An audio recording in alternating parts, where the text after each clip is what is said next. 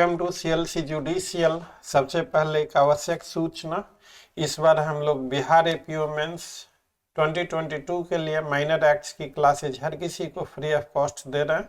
अगर आप कैंडिडेट हैं तो आइए, माइनर एक्ट्स के क्लासेज का लाभ उठाइए। और अगर इनकेस आप कैंडिडेट नहीं हैं, आपकी जानकारी में कोई भी आपका जूनियर, आपका सीनियर, बैचमेट, फ्रेंड्स कोई भी अगर कैंडिडेट हैं तो उन तक इस वीडियो को पहुंचा दीजिए, उन्हें काफ़ी लाभ होगा। हालांकि माइनर एक्ट की क्लासेज अब कंक्लूड होने की स्थिति में हम लोग पहुंच गए हैं, बहुत जल्द ये कंक्लूड होने वाला है, लेकिन निराश होने की कोई आवश्यकता नहीं। जो भी क्लासेज हुए हैं उन क्लासेज की वीडियो रिकॉर्डिंग है, उससे भी आपका काम चल जाएगा काफ़ी अच्छे तरीके से। तो मोस्ट वेलकम अगर आप कैंडिडेट हैं तो। और अगर इनकेस कैंडिडेट नहीं है तो जो कैंडिडेट हैं उन तक इस वीडियो को शेयर कर दीजिए। आइए अब हम लोग आज का टॉपिक शुरू करते हैं। आज का टॉपिक जो है पेटेंट एम्बिग्यूटी और लेटेंट एम्बिग्यूटी। हम लोगों ने पिछले क्लासेज में देखा था exclusion of oral evidence bye documentary evidence. तो उस क्लास का निचोड़ था कि ये डॉक्यूमेंट है और इस डॉक्यूमेंट में जो कुछ लिखा हुआ है तो इसके कंटेंट्स के एवज में जो है कोई ओरल एविडेंस नहीं दिया जाएगा। Document as the best evidence rule, document को ही लाया जाएगा। और चूंकि कल भी मैंने कहा था लॉ सब्जेक्ट है किंतु परंतु का, ये मैं समझाने के लिए आपको बोल रहा हूँ कि लॉ सब्जेक्ट है किंतु और परंतु का। तो हमने 91 में भी देखा जनरल रूल का एक्सेप्शंस, 92 में भी देखा उसी तरह के कई सारे एक्सेप्शंस, कई सारे प्रोविजोज देखा, एप्लीकेशंस देखा, इम्प्लीकेशंस देखा, उसके डिफरेंट आयाम और व्यायाम को देखा हम लोगों ने। नाउ दीज सेक्शंस 93 to 99, अगर कोई document, if a document is proved and admitted, कि डॉक्यूमेंट कोर्ट के पास एडमिट हो गया, लॉफुली प्रूव हो गया। अब डॉक्यूमेंट तो आ गया, लेकिन डॉक्यूमेंट में जो लैंग्वेज यूज हुआ, डॉक्यूमेंट में जो वर्ड है, उन शब्दों का प्रॉपर मीनिंग नहीं निकल पा रहा है या निकल रहा है लेकिन एम्बिग्यूटी है, कंफ्यूजन है। तो वहाँ पे ये जो सेक्शंस हैं 93 से लेकर 99 तक, इन सारे सेक्शंस को rule as to interpretation of document और कंस्ट्रक्शन ऑफ डॉक्यूमेंट इस नाम से जाना जाता है। ये एम्बिग्यूटी दो तरीके की, पेटेंट एम्बिग्यूटी और लेटेंट एम्बिग्यूटी। एग्जाम में अक्सर शॉर्ट नोट्स के तौर पे क्वेश्चंस होते हैं कि पेटेंट एम्बिग्यूटी क्या है, लेटेंट एम्बिग्यूटी क्या है। तो आपका जो सेक्शन 93 और 94, this deals with patent ambiguity, और 95 से लेके 98 तक आपका ये latent ambiguity. 99 who can give evidence to remove the ambiguity. तो जो लैंग्वेज जो डॉक्यूमेंट का है, अब एक दो चीज़ों को यहाँ पे हम लोगों को समझना है। मुझे जुकाम हो गया है बहुत तगड़ा।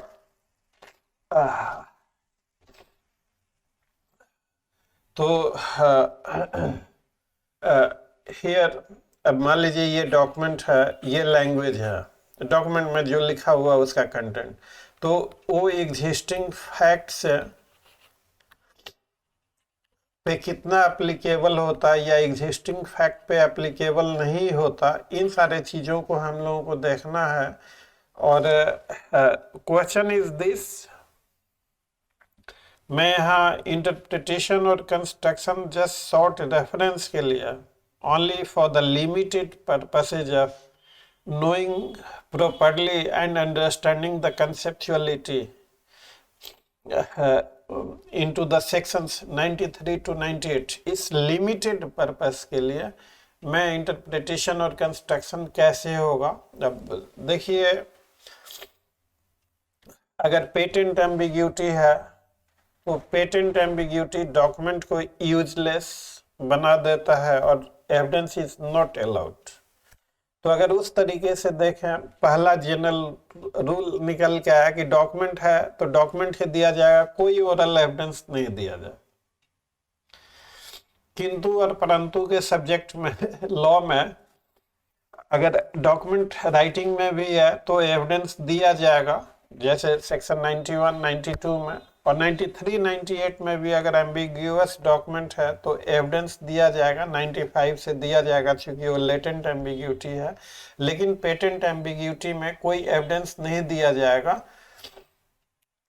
हमने कुछ आपके लिए लिखा है, if the language implied in the document is ambiguous the question of the admissibility or otherwise of extraneous evidence would be regulated by provisions of section 93 to 98। ये यहाँ से सेलेक्ट करके, तो section 93 to 98 this is not the whole law regarding rules either to interpret or construct the ambiguous document. There are many other rules.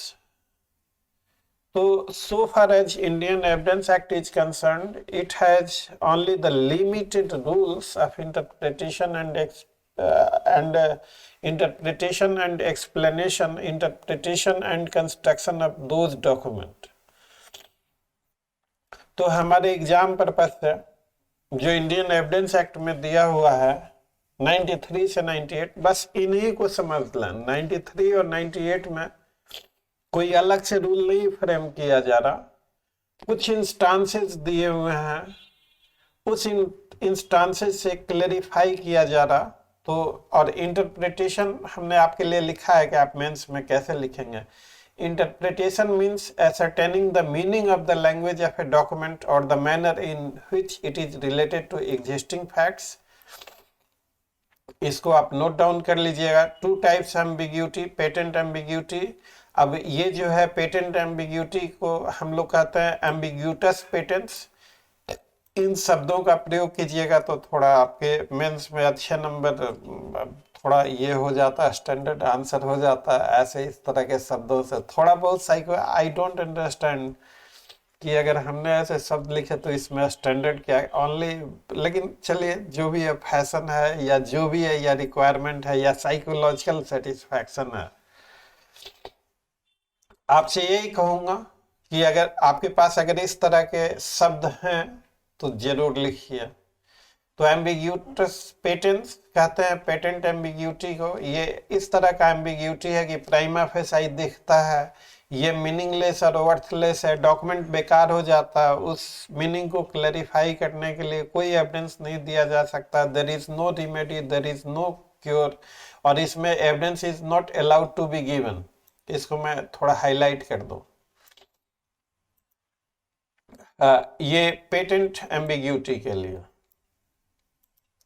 और जो latent ambiguity है, सो far as latent ambiguity, ठीक इसका उल्टा हो गया, आल्सो नॉन एज एम्बिग्यूटस लेटेंस।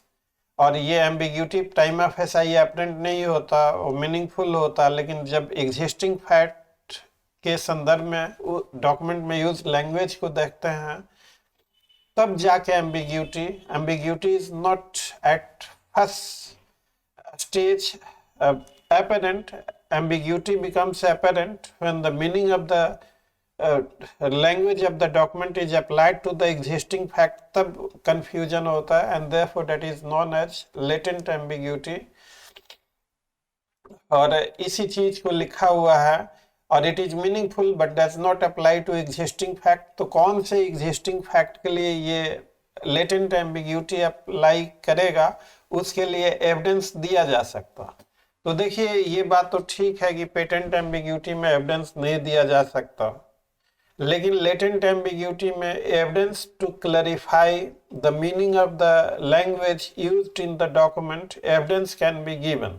तो writing में भी है, तो हमने पढ़ा जनरल रूल कि राइटिंग में कुछ है तो कोई एविडेंस उसका नहीं दिया जाएगा, लेकिन for the purposes of clarification into the case of latent ambiguity, the meaning to explain the meaning of the language, evidence is allowed to be given and that evidence is admissible.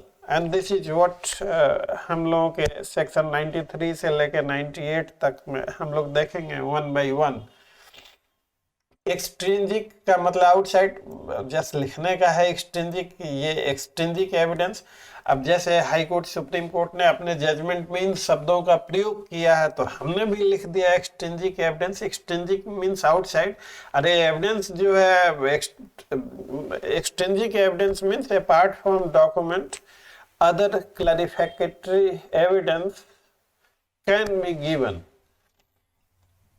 तो और latent ambiguity 3 तरीके का है Indian evidence act में। where the language used in document is clear and plain but due to some mistake in description the document becomes unmeaning in reference to existing fact। unmeaning in reference to existing fact, इसको मैं थोड़ा underline कर A sells to B my house in Calcutta. तो existing fact क्या हो गया कि house in Calcutta, लेकिन ए का हाउस कलकत्ता में नहीं है। अब ए ने एक लाइन है कि I sell my house at Calcutta. तो so far as this language is concerned, this language is very plain and very simple, there is no mistake into the language। लेकिन अगर इस language को हम existing fact पे लेके जाते हैं तो हम पाते हैं कि ए का कोई हाउस कलकत्ता में नहीं है, ए का हाउस हावड़ा में है। तो चूंकि ए का हाउस लैंग्वेज डॉक्यूमेंट में कि हाउस इन कलकत्ता, लेकिन इनफैक्ट एग्जिस्टिंग फैक्ट है कि ए का कोई हाउस कलकत्ता में नहीं है, हावड़ा में है। तो so far as to those reasons there becomes ambiguity to the existing fact, और इसे क्लैरिफाई करने के लिए एविडेंस दिया जा सकता है, हम लोग देखेंगे। दूसरा जो है the language of deed is clear plain, it turns out that there are more than one person to or thing to which the description applies। A agree to sell to be my white horse। तो ठीक है, I am ready to sell my white horse, ये language बिल्कुल ठीक है, कोई confusion नहीं है। लेकिन एग्जिस्टिंग फैक्ट क्या है कि मेरे पास व्हाइट हॉर्स 4 हैं, तो उन चारों में से कौन से व्हाइट हॉर्स की बात हुई है, तो इसको क्लैरिफाई करने के लिए एविडेंस दिया जा सकता। तीसरा है where the language of a deed is plain and intelligible in itself but when applied to existing fact a part of it applies to the just one second।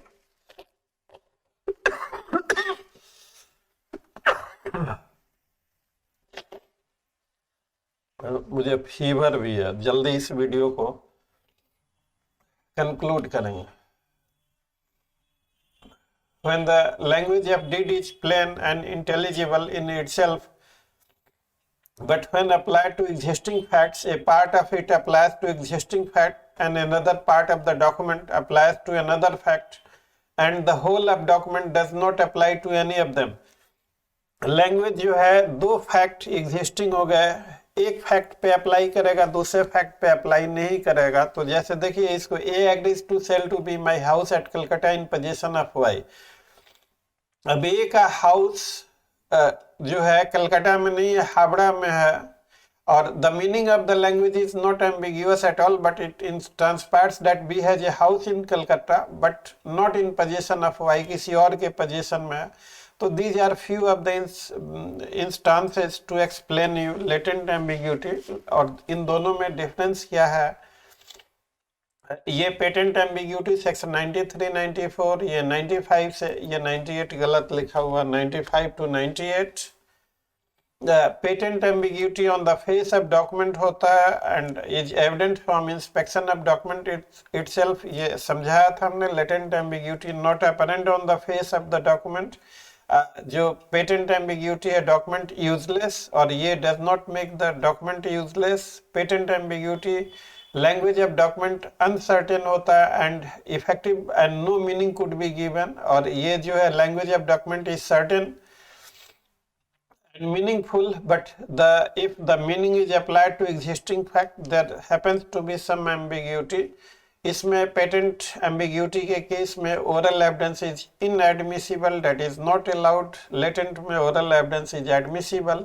Patent ambiguity is personal, जो maker of the document है वही जानता है कि वो क्या meaning है उसका, बट लेटेंट एम्बिग्यूटी में ऑब्जेक्टिव इन नेचर, और this ambiguity applies to the subject matter and object of the document. तो इसको देख के वीडियो पॉज करके आप नोट कर लीजिए। सेक्शन 93 है exclusion of evidence to explain और अमेंड एम्बिग्यूअस डॉक्यूमेंट। अगर इसमें ये पेटेंट एम्बिग्यूटी का इंस्टांस है, इसमें कोई एविडेंस नहीं दिया जा सकता। जैसे और इसी से आज का मैंने क्वेश्चन पूछा, A agrees in writing to sell a horse to be for ₹1000 और ₹1500, तो एविडेंस नहीं दिया जाएगा बिकॉज एम्बिग्यूटी। अब ₹1000, अब क्वेश्चन इज दिस कि कोई चीज डॉक्यूमेंट में लिखा हुआ, मान लीजिए कि हमारे आपके बीच में इस तरह की चीजें लिखी हुई है, तो मैं बोलूंगा कि नहीं 1500 रुपए की बात हुई, आप बोलेंगे कि नहीं ₹1000 की बात हुई, ना मैं सही बता पाऊंगा ना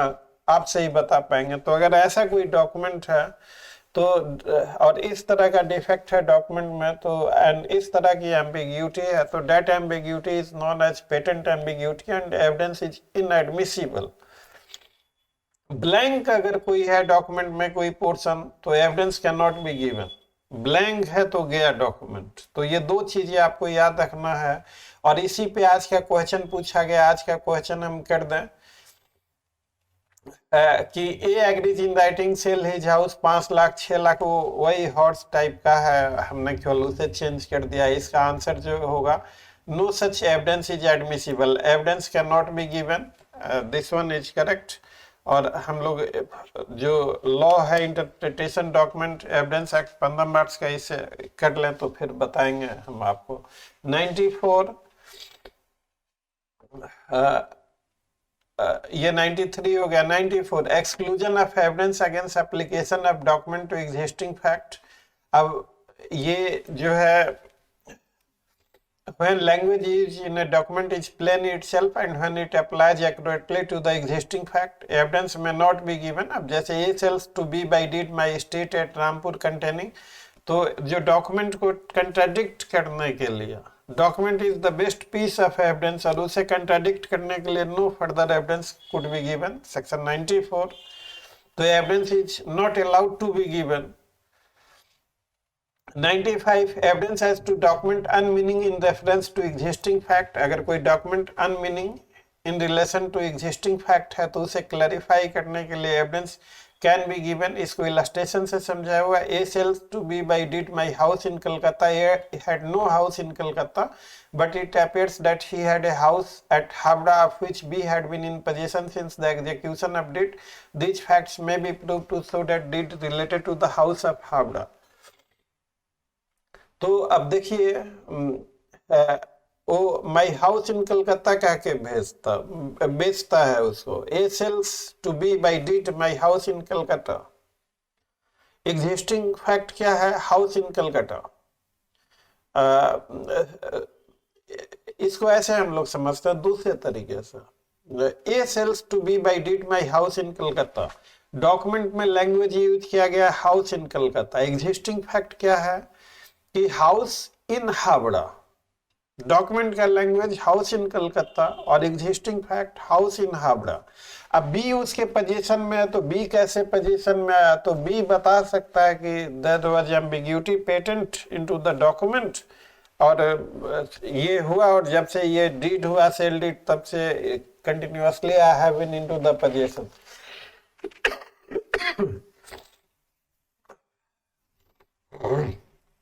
तो दिया जा सकता है इसका evidence. 96 evidence as to application of language which can apply to only one of several person.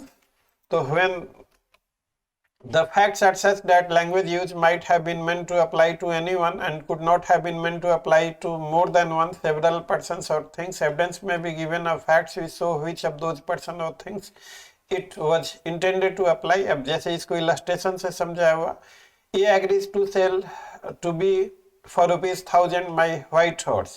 A has 2 white horse। Evidence में भी given कि इन दोनों में से कौन से white horse की बात हुई थी।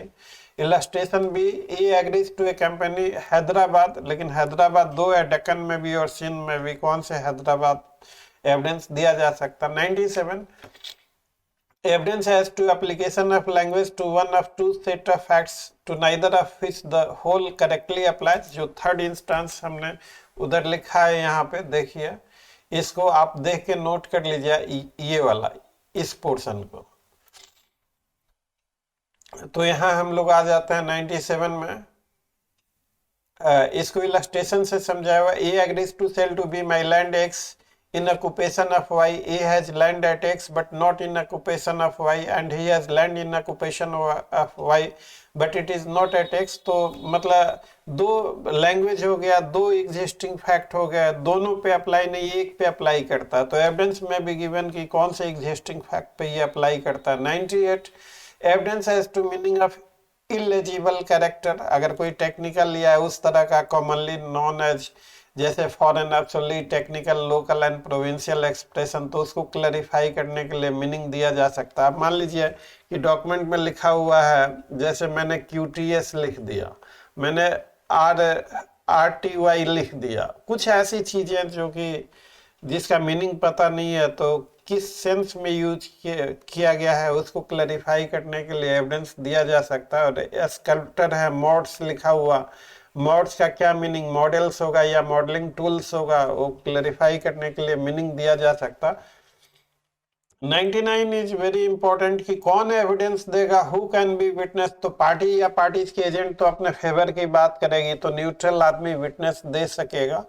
पार्टीज और पार्टीज के एजेंट नहीं, anyone who is independent and neutral, person who are not parties to a document और देयर रिप्रेजेंटेटिव इन इंटरेस्ट। तो who will give the evidence? Those who are not, those who are neither parties nor representative in interest of parties.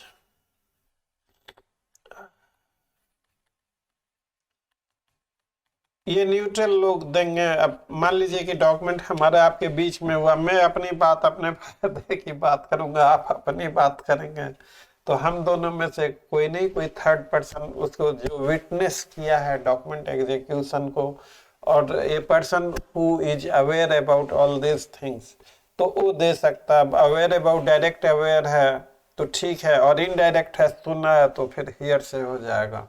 तो anyway अगर exam में question पूछा गया, अब देखते हैं ये मेंस का क्वेश्चन MCQ तो हमने कर दिया था।